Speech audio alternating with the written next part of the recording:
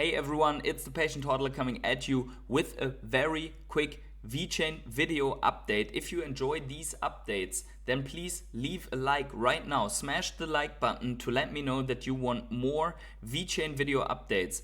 Today is one of these days where I feel extremely bullish on Vechain, even though the price is fairly low. And I'm going to show you why.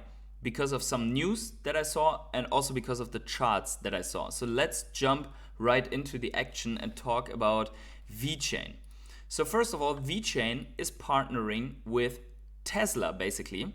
And what they're doing here is Vechain announces the launch of Charge to Earn in partnership with EV Earn, rewarding Tesla drivers with better tokens, charging discounts and other incentives for their sustainability actions. Now, that is not a direct partnership with Tesla, but it's indirectly bringing the Vechain solution to Tesla users. And I know you could say now, but why do you say it's a Tesla partnership? Well, you're basically linking Vechain to the name Tesla by an intermediary, and that is actually how Vechain operates all the time. If you look, for example, at DNV brings the solution to the end customers, and there is someone like an intermediary. That is also how Boston Consulting Group can function as an intermediary for Vechain. Now, let's look at what is going on here. So the project will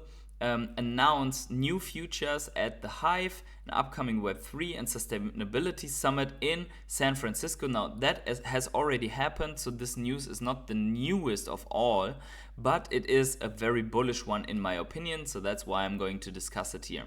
Now, how will these Tesla drivers know about Vechain?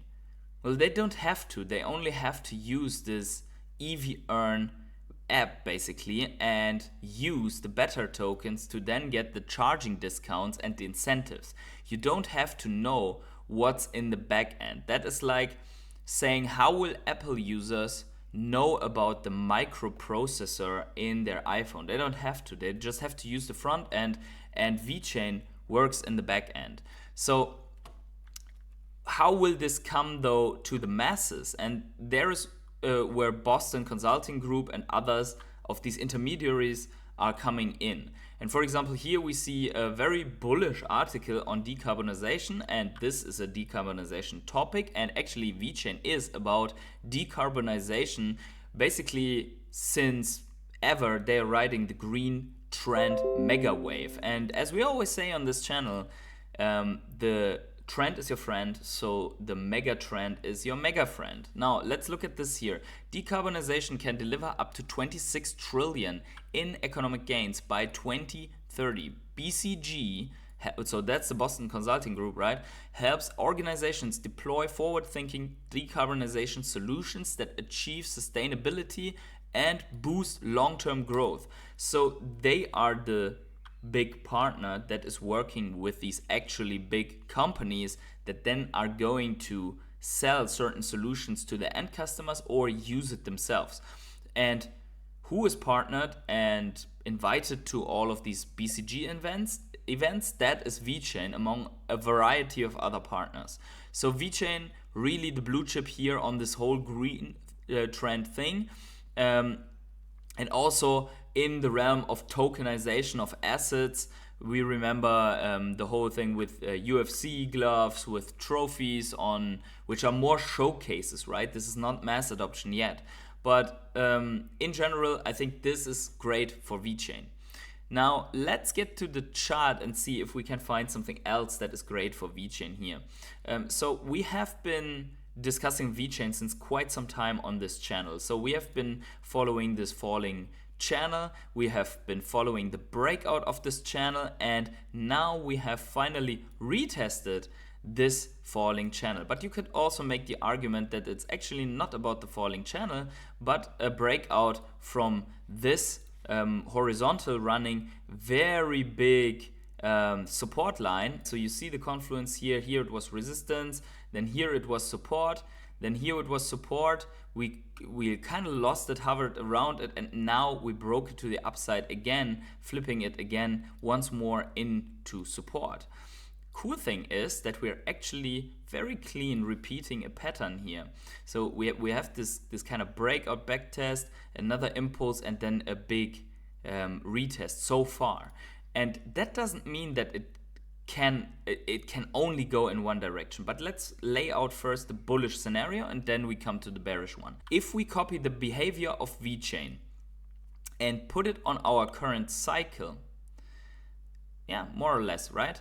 Then we get some interesting targets here, right? I mean, depending on how you draw this, and this is on the logarithmic, this is just the multiples. If we would multiply and behave in the same way, that would basically give us targets, right?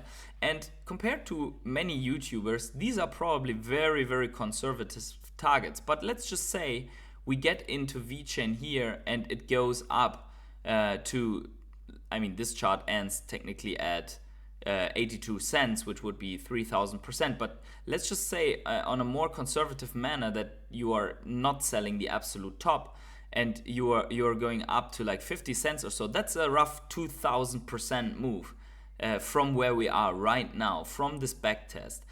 We're only slightly up, a little bit green. Now, this doesn't mean that it has to play out that way. This is just what happened in the last cycle after this break.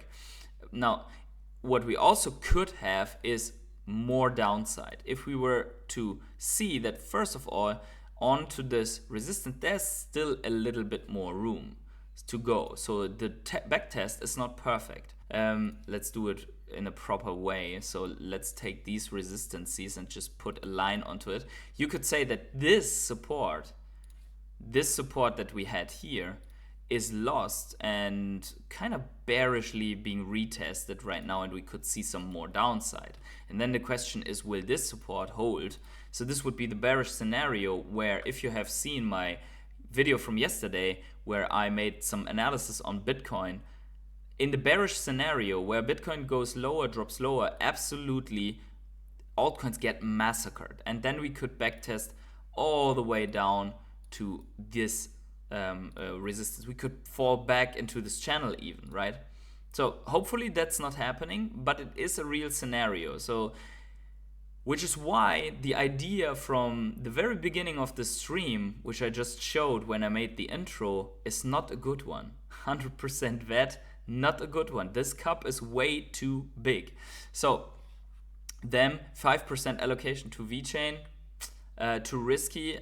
I think 100% definitely too risky, just because of the scenarios that we're having here. Because altcoins, when Bitcoin takes a little hit, altcoins get absolutely smashed, absolutely crushed, right? But overall, I think Vechain is one of these blue chip projects that actually have real life use cases, that actually have things going on for it. And when I see these news like this charging incentive refund app, I think that's really bullish. So overall, I want to have more Vechain, but still it only makes up a couple of % of my portfolio, and I also want to have other assets. Plus, I'm 50% of my portfolio in Bitcoin. So that is what I'm doing. Now add this video to your overall research, smash a like on it, and then take your own decision to what you're going to do. Now, as a last word, looking at indicators, we have been overbought, we came close to being oversold, and also the stochastic RSI has a momentum switch, flip bullish on the weekly, so we could expect some momentum to the upside here. And with that, wherever you are on the world, have yourselves a great morning, evening, day, night, or afternoon. I catch you in the next Vechain video update. Bye.